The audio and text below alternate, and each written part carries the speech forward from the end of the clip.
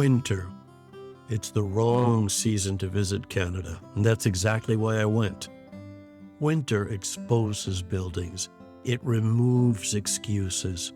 If a building works in winter, it'll probably work the rest of the year.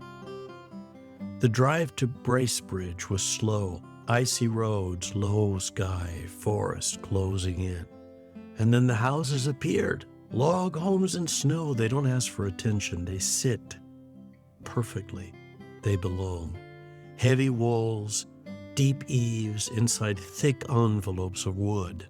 Up close, the houses are carefully composed. The logs are full-bodied, not shaved thin. Windows are set deep in the wall. Roof eaves project far enough to do real work. Stone fireplaces rise through tall spaces framed by timber. Nothing here is trying to be clever. The beauty is proportional, quiet, confident. You feel the mass. You feel the shelter. And that's precisely why details matter. Because when log homes fail, they don't fail visually at first.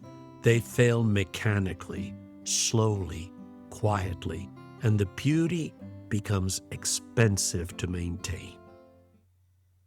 Traditional log construction has always wrestled with the same physics. Wood shrinks, walls settle, corners open, horizontal joints leak air, fasteners become hinges instead of clamps. Most solutions fight this with surface fixes, chinking, caulk, adjustable jacks, annual tightening rituals. Homeowners inherit a maintenance schedule whether they want it or not. I've seen beautiful homes age poorly, not because the owners neglected them, but because the log systems demanded constant correction and attention. That's why I wanted to understand here, not how these homes look good on day 1, but how they're designed to behave on day 3,000. The real tour doesn't begin in the model homes, albeit they're quite beautiful. It begins in the factory. Inside, the work is precise and methodical. Logs are not treated as rustic objects. They're treated as structural components that will move, shrink, and load each other for decades.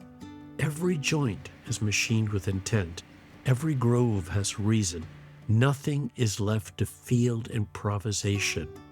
This is where log construction either becomes predictable or remains romantic and risky. Kyle Reitman, third generation in the business, walked me through what they call the corner demo. So there's different various patents on the technology. So we have 22 Canadian US patents on how the log system is joined and how we manufacture the home. This one's called a military style dovetail. So the airlocks together. Another common corner that is used for prevalent for years and years and years called button pass. So it's where one log comes through and the other one butts into the side of it, the next log. It's not a sales pitch. It's a walk through the elements of a unique log home technology. Now, traditional log corners are pinned with spikes or lag bolts. As the logs dry, they shrink. They shrink towards the fastener. The fastener point is pinned, so there's no choice. That fixed point creates gaps everywhere else along the dovetail. Air moves in, water follows, and maintenance begins. Here the logic is reversed. Instead of pinning the corner rigidly, the logs are joined with a vertical key seated in a figure-8 cavity. As the wood shrinks, it moves towards that key, and the joint tightens. The seals compress. The shrinkage isn't restricted. It's recruited to do the job of making these walls airtight. What you don't see here matters more than what you see. Between each log course are multiple seal paths, butyl tapes with asphalt impregnated foam protected inside the joint. No exposed caulk, no sacrificial surface material waiting to fail in the sun. The same logic carries through the butt joints, angled walls, and connections to posts. Wherever logs stop, move, or change direction, the system assumes movement and designs for it, takes advantage of that movement for its own benefit. The work is buried where the weather cannot reach it. Most systems rely on threaded rods that require periodic tightening to hold the stacked logs together as they shrink. In theory, that works. In practice, people forget or can't reach the hardware once the house is furnished. To grab a wrench and be tightening the bolts on your house to keep it from leaking every few months is a bit much to ask the homeowner. Here, the compression is automatic. A ratcheting device follows the wall down as it settles, maintaining constant pressure without adjustment. It's mechanical, it's legible, and it removes the homeowner from the role of caretaker technician. These are cold climate, slow growth timbers, air dried deliberately, not rushed through a kiln. Logs sit for years, not weeks. Moisture leaves slowly. Movement then becomes more predictable. The logs are dense, and dimension matter. These are true full-size logs. An 8x12 is an 8x12. That extra mass doesn't just add thermal inertia. It gives every joint more wood to work with. Systems fail faster when there isn't enough material around them.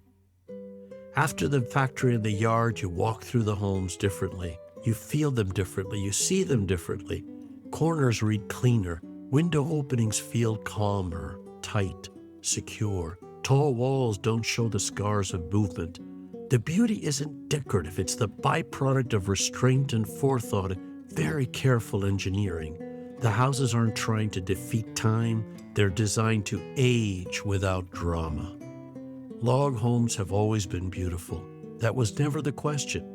The real question is whether beauty can be sustained without constant correction and attention, without turning ownership into a maintenance obligation.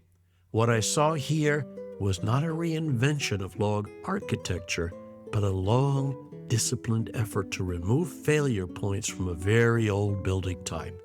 The real test comes later, when my own cabin arrives, the logs are stacked, and gravity gets its say. This was the first chapter: wood, weather, and the decisions made before anything is built. Stay tuned as we put up the first of our True North log homes.